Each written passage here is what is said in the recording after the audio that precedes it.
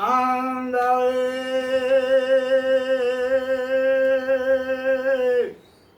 ਅੱਲਾ ਫਲਾ ਨੇ ਉਰਾਂ ਨੂੰ ਹੁਕਮ ਸੁਣਾ ਦਿੱਤਾ ਪੈਨੋ ਆਸਨਾ ਰਜਿਆ ਸੀ ਇਹ ਰਸਤੇ ਜਨਤਾਂ ਦੇ ਕਰੋ ਖਾਂਸਾ